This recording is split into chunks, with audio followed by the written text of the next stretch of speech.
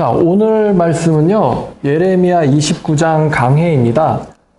그런데 예레미야 29장부터 보지 않고 열왕기하부터 보려고 해요. 열왕기하 24장입니다. 뭐 이게 반증은 아니지만 이 강의를 반복해서 보시면 신천지의 가르침에 대해서 반증이 아마 되실 겁니다. 참 큰맘 먹고 하는 거예요. 자, 시작하겠습니다. 열왕기하 24장 8절부터입니다. 자, 열왕기하를 읽는 이유는 이 예레미야 29장의 시대적인 상황을 여러분들에게 알려드리고 싶어서입니다. 여호야긴이 왕이 될 때에 나이가 18세라. 예루살렘에서 석 달간 다스리니라. 그의 어머니의 이름은 느후스다요 예루살렘 엘라단의 딸이더라. 여호야긴이 그의 아버지의 모든 행위를 따라서 여호와께서 보시기에 악을 행하였더라. 그때에 바벨론의 왕 느부갓네살의 신복들이 예루살렘에 올라와서 그 성을 에워싸니라. 그의 신복들이 에워쌀 때에 바벨론의 왕 느부갓네살도 그 성에 이르니 유다의 왕 여호야긴이 그의 어머니와 신복과 지도자들과 내시들과 함께 바벨론 왕에게 나아가매 왕이 잡으니 때는 바벨론의 왕 18째 해이라. 여기서 그는 이제 바벨론 왕이죠. 그가 여호와의 성전에 모든 보물과 왕궁 보물을 집어내고 또 이스라엘의 왕 솔로몬이 만든 것 곧 여호와의 성전의 금그릇을 다 파괴하였으니 여호와의 말씀과 같이 되었더라. 그가 또 예루살렘의 모든 백성과 지도자와 모든 용사 10,000명과 모든 장인과 대장장이를 사로잡아가매 비천한 자 외에는 예루살렘에 남은 자가 없었더라. 그러니까 쓸만한 사람들은 다 데려간 거죠. 힘 있는 사람, 기술자들, 그 다음에 머리 좋은 자들, 또 지도자들 다 잡아갔어요. 15절, 그가 여호야긴을 바벨론으로 사로잡아가고 왕의 어머니와 왕의 아내들과 내시들과 나라의 권세 있는 자도 예루살렘에서 바벨론으로 사로잡아가고 또 용사 7,000명과 장인과 대장장이 1,000명 곧 용감해서 싸움을 할 만한 모든 자들을 바벨론 왕이 바벨론으로 사로잡아가고 바벨론 왕이 여호야긴의 숙부 마따니아를 대신하여 왕으로 삼고 그의 이름을 고쳐 시드기야라 하였더라. 시드기야가 왕이 될 때에 나이가 21세라. 예루살렘에서 11년간 다스리니라. 그의 어머니의 이름은 하무다리오 림나인 예레미야의 딸이더라. 그가 여호야김의 모든 행위를 따라 여호와 보시기에 악을 행한지라. 여호와께서 예루살렘과 유다를 진노하심이 그들을 그 앞에서 쫓아내실 때까지 이르렀더라. 자, 여기까지 읽겠습니다. 나라가 어떻습니까? 상황이 매우 비참하죠. 용사, 전쟁할 만한 사람들을 다 끌고 가고 또 대장장이들, 이들이 무기를 만들 텐데 대장장이들도 한마디로 오늘날의 기술자들이에요. 과학기술자들 다 끌고 가고 그 다음에 지도자들, 머리 좋은 정치인들 다 데려가고 예루살렘 땅에는 비천한 자만 남긴 거예요. 그러니까 이제 완전 전쟁 불가능이죠. 대항을 못하도록. 그러면 그 끌려가는 사람들의 심정이 어떻겠습니까? 바벨론으로 끌려갔다 그래요. 14절에도 보니까 또 예루살렘의 모든 백성과 모든 지도자, 모든 용사 10,000명과 모든 장인과 대장장이를 사로잡아 가매 어디로요? 16절에 바벨론으로. 예레미야를 보겠습니다. 예레미야 29장입니다. 아마 그들의 심정은 정말 말로 표현할 수 없을 만큼 비통하고 비참한 심정이었을 것입니다. 나라가 뻔히 있음에도 불구하고 나라가 침략을 당해서 모두가 다 사로잡혀가는 그 포로 가운데 있었던 심정이 어떻겠습니까? 저는 알 수 없어요. 왜냐하면 나라를 잃은 고통을 안 겪어봤기 때문에. 나라는 어머니시다. 이 어머니를 잃어본 적이 없기 때문에 저는 잘 모르지만 아마 말로 표현 못할 심정이었을 것입니다. 그 상황 가운데서 예레미야 29장이 시작됩니다. 선지자 예레미야가 예루살렘에서 이 같은 편지를 느부갓네살 왕이 예루살렘에서 바벨론으로 끌고 간 포로들 중에 남아있는 장로들과 제사장들과 선지자들과 모든 백성에게 편지를 예레미야가 예루살렘에서 바벨론으로 보냈습니다. 예레미야가 편지를 보냈어요. 백성들에게. 마치 사도 요한 같죠? 편지를 보냈다.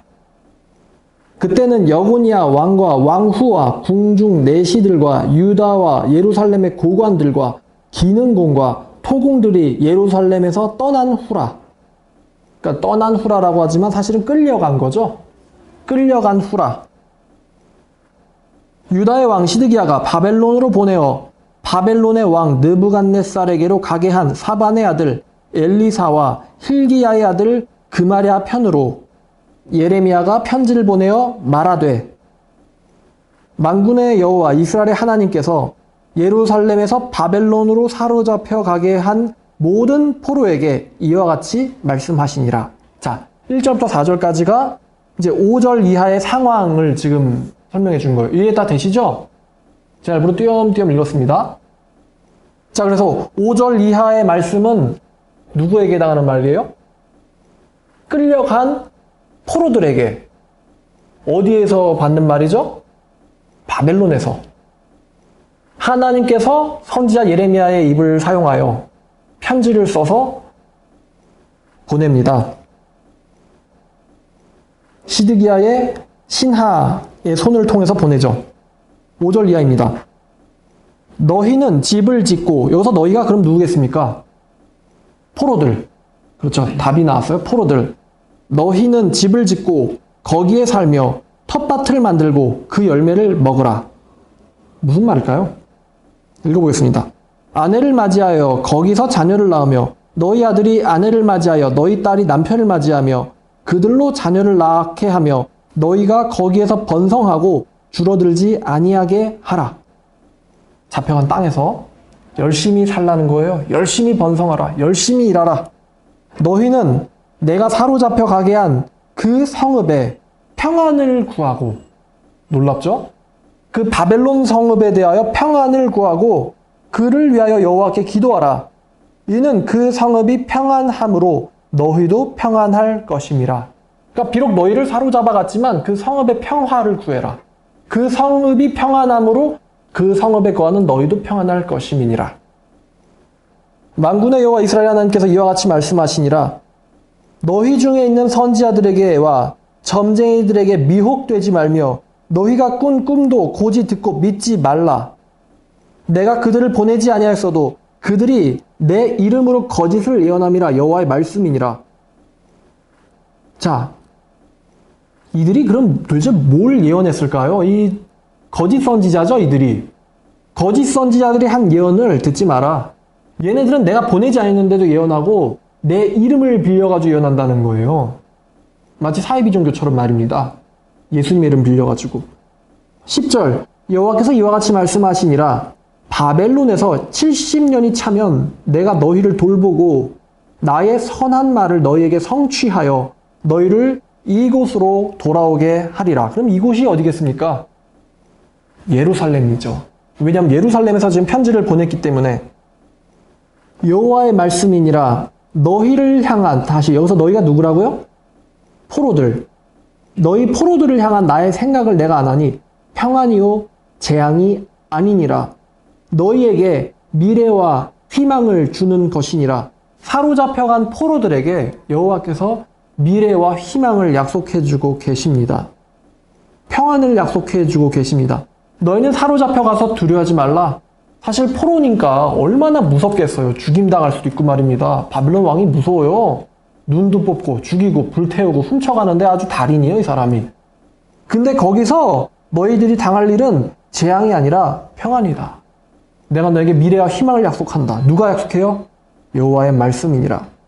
너희가 내게 부르짖으며 내게 와서 기도하면 내가 너희들의 기도를 들을 것이요 너희가 온 마음으로 나를 구하면 나를 찾을 것이요 나를 만나리라. 우리가 이 말씀을 많이 인용했는데 여기서 너희가 누굽니까? 포로된 자들이에요.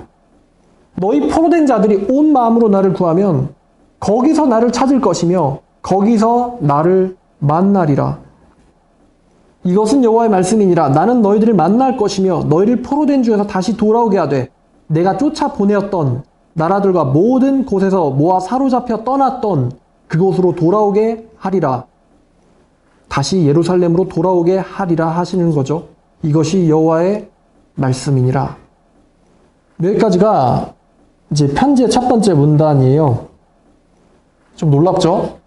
여호와께서 사로잡혀간 자들에게 평안과 희망을 약속해 주실 뿐만 아니라 지금 문맥을 보면 마치 이게 어떤 느낌이냐면요. 엄마가 아이를 걱정하고 돌보는 그런 느낌이에요. 편지를 볼 때. 이 편지를 읽어보니까 여기서 여호와의 심정은 진노가 아닙니다. 백성들을 향한 안타까운 가련함 그리고 사랑이에요. 포로들에게. 자, 근데 왜 그러면은 여기서 그 8절에 거짓 선지자들이 너희 중에 있는 선지자들에게와 점쟁이들에게 미혹되지 말며 너희가 꾼 꿈도 고지 듣고 믿지 말라. 내가 그들을 보내지 아니하였는데 그들이 내 이름으로 거짓을 예언함이라.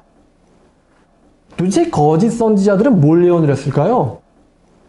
이 편지 뉘앙스를 보니까 이 거짓 선지자들은 야, 우리가 여기서 집도 지을 필요가 없고 밭을 갈 필요도 없고 또 자녀들을 낳을 필요도 없고 결혼할 필요도 없다.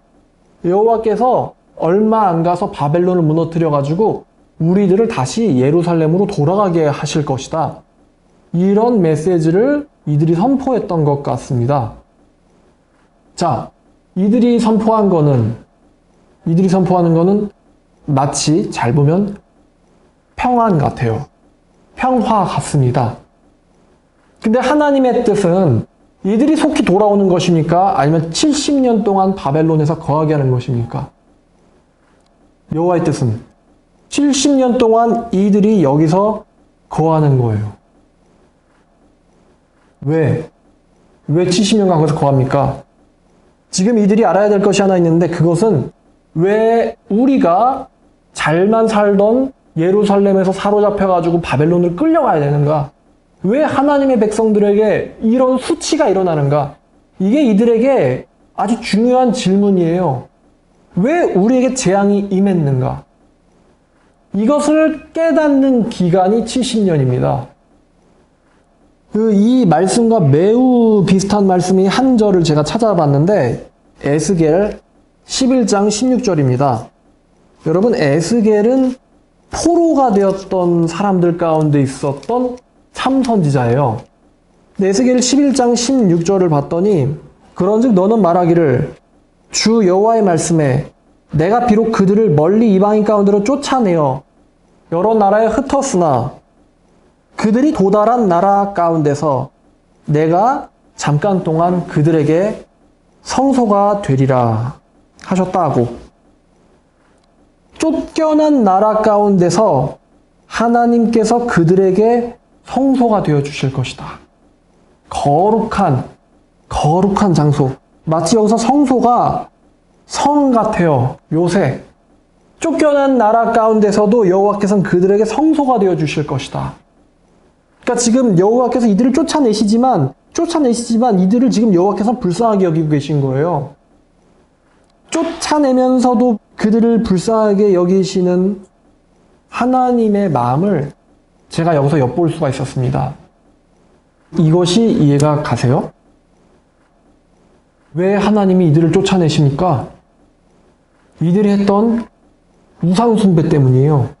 우상숭배 때문에 마땅히 당할 벌을 지금 받고 있는데 여호와께서는 이들을 책망하시면서도 이들을 이 땅에서 쫓아내시면서도 여호와의 마음에는 이 쫓겨가는 내 자식들에 대한 염려가 있었던 것입니다. 여호와 하나님께. 쫓겨갔어도 얘는 누구 자식이에요? 하나님의 자녀들이에요. 쫓겨갔어도. 그래서 쫓겨간 가운데서도 하나님께서 지금 누구를 염려합니까? 이 백성들을 염려하고 계세요. 얘네들이 거기서 편하게 살았으면 좋겠다. 얘네들이 거기서 편하게 살았으면 좋겠다. 너희가 비록 이방인들 가운데서도 너희의 적국 속에서도 나는 너희에게 방패가 곧 성소가 되어주겠다. 이렇게 이들에게 평안을 약속해주고 계세요. 참 아버지의 심정이겠죠, 이게. 벌 주면서도 벌 주는 게 미안한 거예요, 우리 하나님이. 15절 이하를 보면 이제 또 다른 내용이 시작되는데, 너희가 말하기를 여호와께서 우리를 위하여 바벨론에서 선지자를 일으키셨느니라. 다윗의 왕좌에 앉은 왕과 이 성에 사는 모든 백성 곧 너희와 함께 포로가 되어서 가지 아니한 너희 형제에게 여호와께서 이와 같이 말씀하셨느니라. 그럼 어떤 내용이냐? 만군의 여호와께서 이와 같이 말씀하시되 보라, 내가 칼과 기근과 전염병을 그들에게 보내요. 여기서 그들은 누굽니까? 바벨론으로 쫓겨나지 아니한 지금 예루살렘에 남아있는 자들이에요.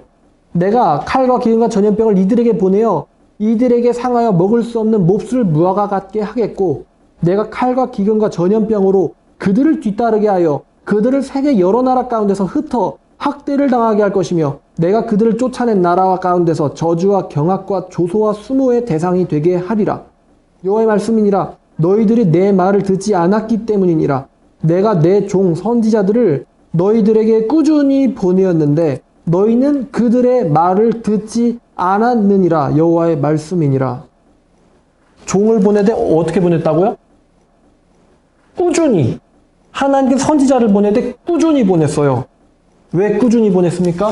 뭐 당하지 말라고? 멸망당하지 말라고. 벌받지 말라고. 지금 하나님께서는 심판을 하고 싶은 게 아닙니다. 하나님은 지금 심판을 하기 싫어요. 근데 심판을 하지 않고 가만히 내버려두면 얘네들이 지금 어디 가겠습니까? 멸망당해서 지옥 가게 생긴 거예요. 그래서 하나님께서는 이들을 정신 차리게 하려고 바벨론이라는 강대국을 도구로 써가지고 예루살렘을 책망하고 계십니다. 자, 이사야 1장을 보면요, 내용이 또 다시 너무나 이제 연관이 되는데요. 1장 1절 이하를 보니까 유다의 왕 우시야와 요담과 아하스와 히스기야 시대에 아모스의 아들 이사야가 유다와 예루살렘에 관하여 본 계시라. 이 말씀은 예레미야 성경보다 훨씬 더 과거, 그러니까 훨씬 더 예레미야보다 먼저 사역한 선지자의 말인데요. 하늘이여 들으라, 땅이여 귀를 기울이라. 여호와께서 말씀하시기를 내가 자식을 양립했는데 그들이 나를 거역하였도다. 소는 임자를 알고 나귀는 그 주인의 구유를 알건만은 이스라엘은 알지 못하고 나의 백성은 깨닫지 못하는도다 하셨도다. 슬프다 범죄한 나라요 허물진 백성이요. 어느 나라와 어느 백성 얘기하는 거예요? 이스라엘 말하는 거예요. 범죄한 나라요 허물진 백성이요 행악의 존재요 행위가 부패한 자식이로다. 그들이 여호와를 버리며 이스라엘의 거룩하신 일을 만으로 여겨 멀리하고 물러갔도다. 너희가 어찌하여 매를 더 맞으려고 패역을 거듭하느냐? 너희의 온 머리는 병들었고 온 마음은 피곤하였으며 발바닥에서 머리까지 성한 곳이 없이 상한 것과 터진 것과 새로 맞은 흔적뿐이거늘 그것을 짜며 싸매며 기름으로 부드럽게 함을 받지 못하였도다. 너희의 땅은 황폐하였고 너희의 성읍들은 불에 탔고 너희의 토지는 너희 목전에서 이방인에게 삼켜졌으며 이방인에게 파기된 같이 황폐하였고 딸 시온 포도원의 망대같이 참외밭의 원두막같이 에워싸인 성읍같이 겨우 남았도다. 만군의 여호와께서 우리를 위하여 생존자를 조금 남겨두지 아니하셨더라면 우리가 벌써 소돔같이 고모라같이 되었으리라. 누구를 위하여? 우리를 위하여. 지금 여기서도 하늘이여 들으라 땅이여 기울라. 지금 여기서도 내가 자식을 양육했거늘 벌 주시는 아빠의 심정이 너무나 절실하게 녹아있어요. 안타깝죠. 자, 다시 29장 20절로 와서 그런즉 내가 예루살렘에서 바벨론으로 보낸 너희 모든 포로들이여 여호와의 말씀을 들을지어다.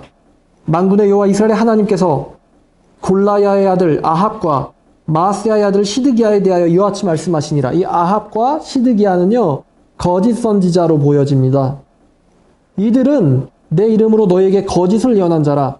내가 그들을 바벨론의 왕 느부갓네살의 손에 넘기리니 그가 너희 눈앞에서 그들을 죽일 것이라. 바벨론에 있는 유다의 모든 포로가 그들을 저주거리로 삼아서 이르기를 여호와께서 너를 바벨론 왕과 왕이 불살라 죽인 시드기야와 아합같게 하시기를 원하노라 하리니, 이는 그러니까 저주할 때에 언급하는 이름이 시드기야와 아합, 너희 눈앞에서 찢길 것이다. 왜냐하면 이들이 이스라엘 중에서 어리석게 행하며 그 이웃의 아내가 간음하며 내가 그들에게 명령하지 아니한 거짓을 내 이름으로 말함이라. 나는 알고 있는 자로서 증인이니라. 여호와의 말씀이니라 하시니라.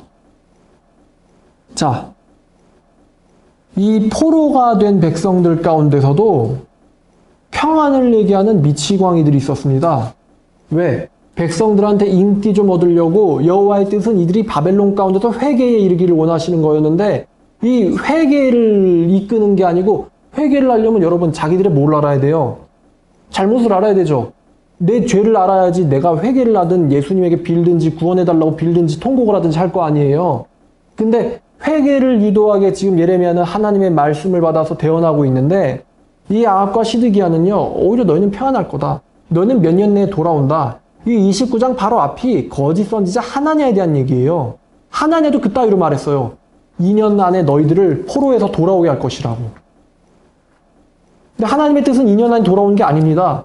70년 동안 그 바벨론에서 거하면서 회개하는 거예요. 우리가 왜 우리 조상에게 하나님께서 주신 땅에서 쫓겨날 수밖에, 잡혀갈 수밖에 없었는가? 왜? 하나님이 없기 때문인가? 하나님이 없기 때문이에요? 그거를 깨닫는 게 여호와의 뜻이었는데 말이에요.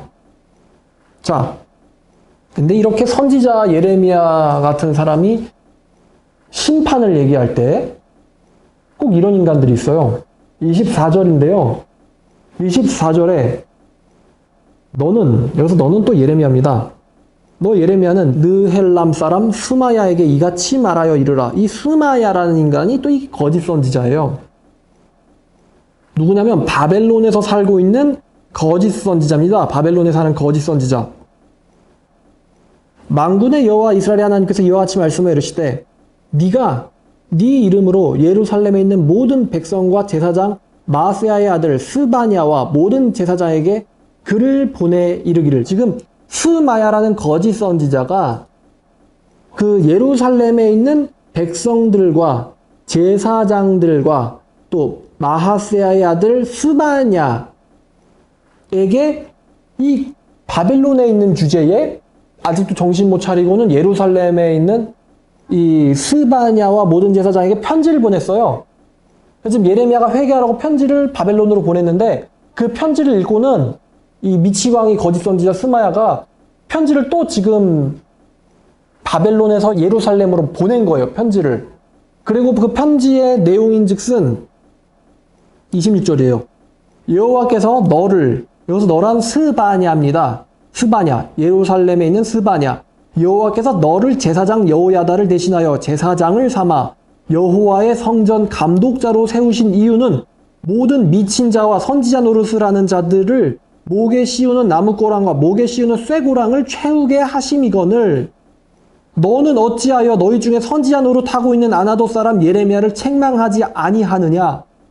그러니까 예레미야 좀 작살내라 이거예요. 스바냐한테 명령하는 겁니다. 시키는 겁니다.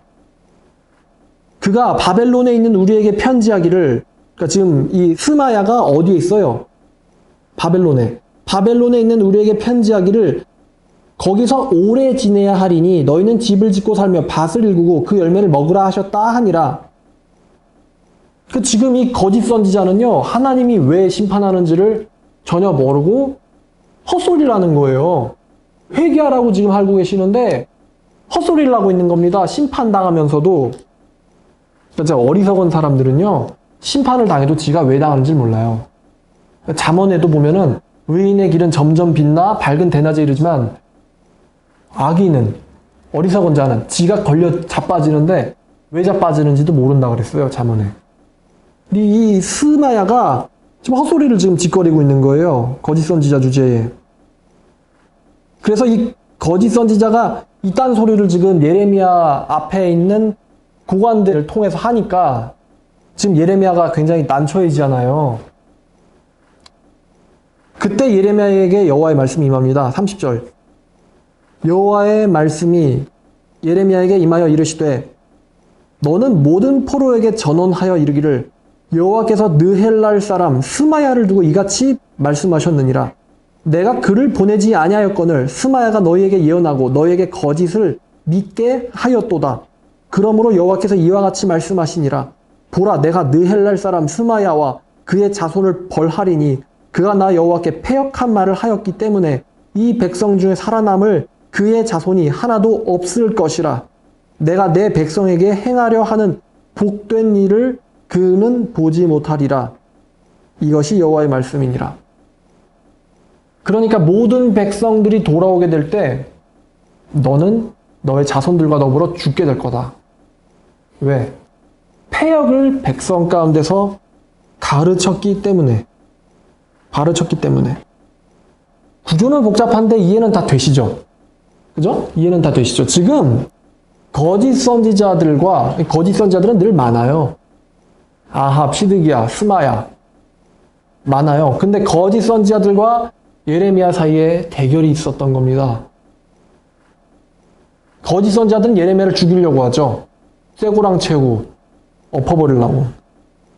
왜 하나님께서 29장 10절에 여호와께서 이와 같이 말씀하시니라. 바벨론에서 70년이 차면, 왜 하나님께서 70년이라는 기간을 포로 생활을 해야 될 기간으로 정하셨는가? 70년은요, 백성들이 자기의 죄를 깨달으면서 회개하는 시간입니다. 그리고 이 70년은 정화의 시간이기도 합니다. 예루살렘이라는 우상에 의하여 더럽혀진 이 땅이 정화되는 기간이기도 합니다. 이 백성들이 정화가 되는 기간이기도 합니다. 그 70년 뒤에는 이들이 돌아오는데 회개하면서 돌아와요. 이 얘기는 나중에 또 강의할 때 하도록 하겠습니다. 여러분, 한국교회 내에 거짓 선지자들이 너무 많은 것 같지 않습니까? 지금 우리 가운데서 영적으로 다들 사로잡혀가서 하나님에게 속한 자들이 없는데, 거의 없게 되었는데, 이제는 숫자적으로도 한국교회뿐만 아니라 세계 모든 교회들이 지금 감소하고 있어요. 특히 유럽도 그렇고.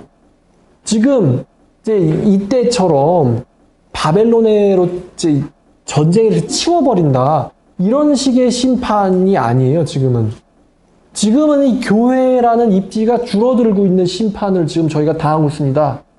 왜 심판당합니까? 우리가 여기 보니까 이들이 왜 심판을 당했습니까? 여호와의 말씀을 안 들었기 때문인데, 그 여호와의 말씀의 내용이 뭐예요? 한마디로 말하면 뭐에서 돌이키라는 거예요? 너희들이 너무 뭐를 많이 섬긴다? 우상을 너무 많이 섬긴다는 거예요. 우상을 너무 많이 섬기기 때문에, 한마디로 또 다시 표현하면은 이들의 마음 가운데 하나님이 중심이 되어 있지 않다는 거예요. 하나님이 중심되어 있지 않다는 거예요. 그 선지자 이사야의 말을 조금 빌리면은 29장에, 이거는 예수님도 인용한 말씀인데요. 29장 13절을 보니까 주께서 이르시되, 이 백성이 뭔데요? 하나님의 백성이어야 되는 자들 아니에요. 근데 이 백성이 입으로는 나를 가까이 하고 입술로는 나를 공경하는데 그들의 마음이 내게서 멀리 떠났나니. 그들이 나를 경외한다는 것은 사람의 계명으로 가르침을 받았을 뿐이라. 그러니까 진심이 아니라는 겁니다. 외식이라는 거예요.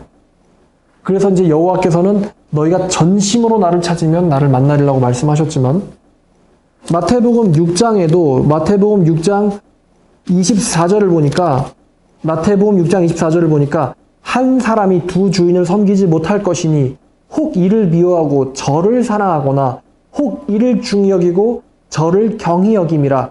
너희가 하나님과 재물을 겸하여 섬기지 못하느니라. 자, 한국 교회가 이러한 말씀들을 기준으로 대고 보았을 때, 한국 교회가, 아니 전 세계 교회들이요, 하나님의 말씀에 일치한다, 합당하다고 생각되십니까? 어떠세요? 하나님의 말씀에 지금 이 백성들이 잡혀가는 이유가 무엇이냐? 하나님께서는 선지자를 꾸준히 보냈는데 지금 이들은 하나님의 말씀을 들어요, 안 들어요? 듣고 있질 않아요. 하나님의 말씀을. 요한복음 14장에 예수님이 이런 말을 했어요. 15절에 너희가 나를 사랑하면 내 뭐를 지키리라? 내 계명 지키리라. 중요한 건 반복됩니다. 21절에 나의 뭐를 지켜야지 나를 사랑하는 자라고요? 나의 계명을 지켜야지 나를 사랑하는 자라고요. 나를 사랑하는 자는 내 아버지께 사랑을 받을 것이요. 나를 사랑하는 자가 뭡니까? 말로만 아니면 계명을 지키는 자. 계명을 지키는 자는 아버지께 사랑을 받을 것이요. 나도 그를 사랑하여 그에게 나를 나타내리라. 자, 지금 우리 한국교회 가운데서 나 여호와께 사랑받고 있습니다 라고 말할 만한 사람이 있나요? 물론 하나도 없지는 않겠죠. 이사야에서 우리 가운데 조금이라도 남은 자를 남겨두시지 아니하였더라면 우리는 벌써 소돔 같고 벌써 고모라 같이 되었을 것이라. 우리 가운데 아주 약간이라도 여호와를 경외할 줄 아는 사람을 남겨두시지 않았더라면 우리는 벌써 망했다. 나의 계명을 지키는 자는 내 아버지께 사랑을 받을 것이요. 말이 아닙니다. 삶입니다. 나도 그를 사랑하여 그에게 나를 나타내리라. 23절에 예수님께서 대답하여 이르시되 사람이 나를 사랑하면 내 말을 뭐 한다고요? 지키리니 내 아버지께서 그를 사랑하실 것이요 우리가 그에게 가서 거처를 그와 함께 하리라. 24절에도 나옵니다. 나를 사랑하지 아니하는 자는 내 말을 지키지 아니하나니 너희가 듣는 말은 내 말이 아니요 나를 보내신 아버지의 말씀이니라. 이러한 말씀들이요 지속적으로 반복됩니다.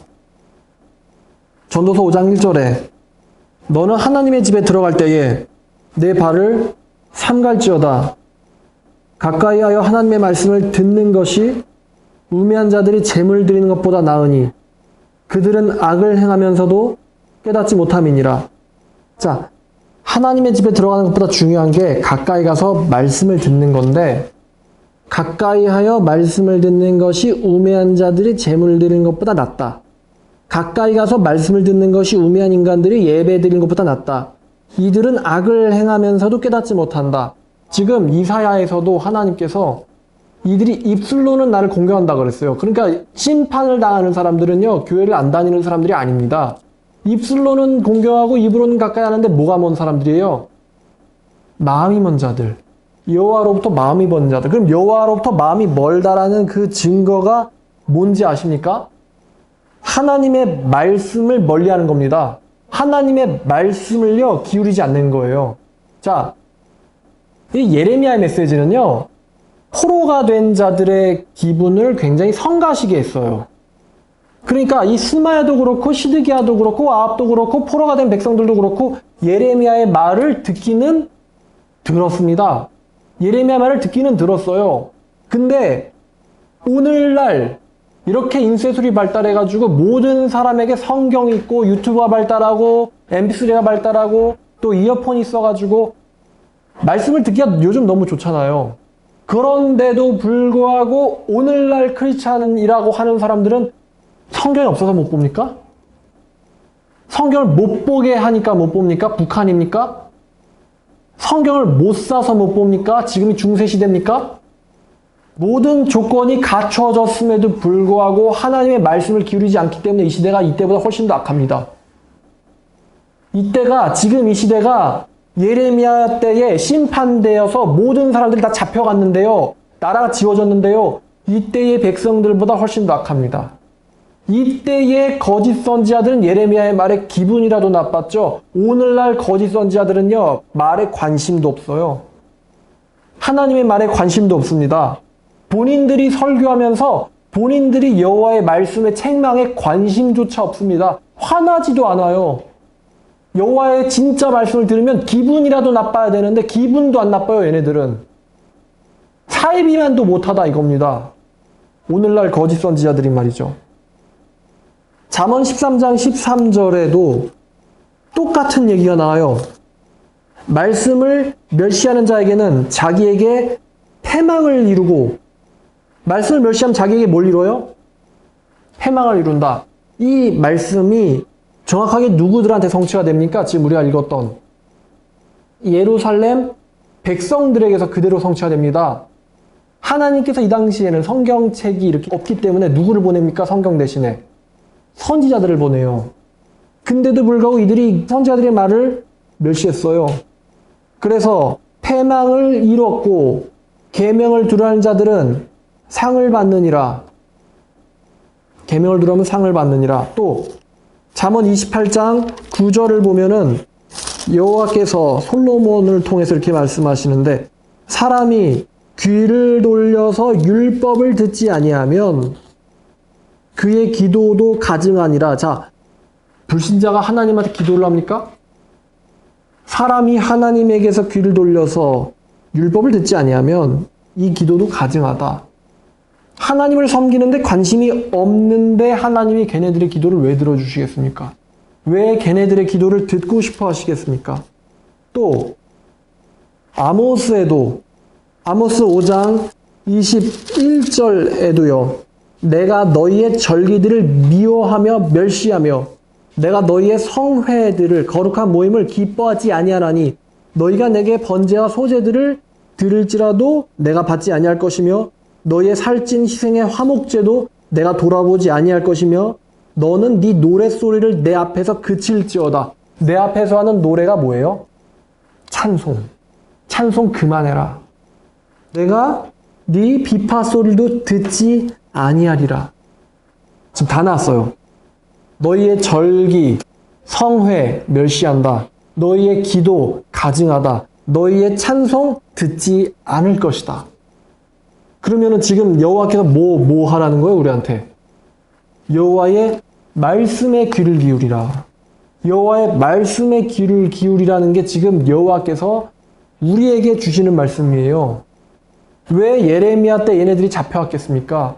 왜 하나님께서 이 나라를 멸망시키셨겠습니까? 왜 이들을 죽이고 싶지 않은 때, 그러니까 지금 얘네들한테 선한 말을 성취하게 하겠다. 내가 반드시 너네들을 잊지 않을 것이고 70년 지나면 돌아오게 할 거다. 하나님이 얘네들을 멸망시키고 싶지가 않아요. 왜 근데 얘네들한테 이러한 심판을 보내십니까? 단 하나예요. 여호와의 말씀에 귀를 기울이게 하려고. 귀 기울이게 하려고. 하나님에게 소속됐다라는 진짜 증거가 뭡니까? 하나님의 말씀에 귀를 기울인 사람. 하나님의 말씀에 들을 귀를 가진 사람. 그래서 예수님께서 들을 귀 있는 자는 내 말을 들을지어다. 들을 귀 있는 자만 들어라. 이 들을 귀를 가진 게요, 하나님의 자녀의 특징입니다. 그러니까 이 설교를 듣는 모든 자들은 청함을 받은 자들이에요. 청함을 받은 자들. 청함받지 않은 인간은요, 이런 말 듣지도 않겠죠. 근데 이 말을 듣고 정말로 이제부터 내가 여호와의 말씀에 귀 기울여야겠다. 성경 말씀, 성경책의 말씀에 귀 기울여야겠다 한다면은 그 사람은 청함받은 자일 뿐만 아니라 택함받은 자입니다. 하나님에게 속한 양의 특징은 목자의 음성에 반응하는 겁니다. 내 양은 내 음성을 듣나니라고 예수께서 말씀하셨어요. 제 생각에 한국교회는 망할 것 같습니다. 어떻게 생각하십니까? 지금 망해가고 있죠? 사람들이 이런 얘기를 하면은 왜 망합니까? 성경책의 말씀에, 성경책을 통해서 말씀하시는 하나님의 음성에 사람들이 귀를 기울이지 않아요. 그리고 뭐에 기울입니까? 이 거짓 선지자 아합과 시드기야와 스마야 같이 이 인간들이 뭘 예언했어요? 백성들의 평안. 니네 잘 먹고 잘 산다 이거예요. 니네 잘 먹고 잘 산다. 사도 바울의 예언처럼 디모데후서 4장의 3절에 보니까 때가 이르리니 사람들이 바른 교훈을 받지 아니하고 귀가 가려서 자기들의 정욕을 채워줄 스승을 많이 두고 그 귀를 진리에서 돌이켜서 허탄한 이야기를 따르리라. 이 예언이 지금 너무나 정확하게 실현되고 있습니다. 오늘날요, 전국 교회에서 선포되는 메시지들 가운데서 하나님 말씀으로 돌이키고 백성들을 책망하며 그들을 하나님께로 인도하는 설교가 많이 강단에서 선포되어지고 있는지, 아니면 이 백성들의 마음을 즐겁게 하는 설교들이 선포되어지고 있는지 여러분들이 한번 비율을 조사해 보셨으면 좋겠어요. 어디를 가야지, 어느 교회를 가야지 우리가 정말로 여호와께로 인도하는 선지자를 만날 수 있단 말입니까? 어느 교회를 가야지 우리가 좀 더 성경을 잘, 하나님의 마음을 잘 알 수 있게 된단 말입니까? 참 드물죠. 그래서 심판을 당하는데, 그럼에도 불구하고 오늘 이 29장 말씀에서 여호와 하나님은 심지어 이 포로가 됐는데도 불구하고, 포로가 되어서 잡혀갔음에도 불구하고 나는 그들 가운데서 성소가 되어주겠다. 내가 그들을 지켜주겠다. 그들을 사랑해주겠다. 그들에게 너희가 온 마음으로 나를 찾으면 나를 찾게 되고 만나주겠다라고 약속해주고 계십니다. 그러니까 지금 우리는 예레미야 29장을 통해서 여호와의 사랑을 엿볼 수가 있어요. 하나님의 본심은 심판이 아니다. 하나님이 독생자를 보내신 이유는 심판하려 하심이 아니고 뭘 얻게 하려고 하는 거예요? 구원을 얻게 하려고. 이 내용이 예레미야 29장의 내용입니다. 여러분들에게 용기를 드리자면 예언서가 지금 어려웠나요? 안 어려워요. 우리의 상황과 너무나도 지금 닮아 있어요. 전혀 안 어려워요. 근데 이 전혀 안 어려운 예언서를 어떤 사람들은 꼭 어려운 것처럼 우리에게 겁을 줘가지고 성경책을 너는 읽어도 깨달을 수 없을 거야. 이런 식으로 우리를 겁주고 성경을 못 읽게 하고 자기들의 설교만 듣게 해가지고 우리들을 자기들의 종으로 삼아버려요. 그러한 일을 특히 잘하는 인간들이 바로 사입이죠. 이런 것들에 대해서 이제 말씀을 드리는 시간을 다음 시간에 갖도록 하겠습니다. 감사합니다.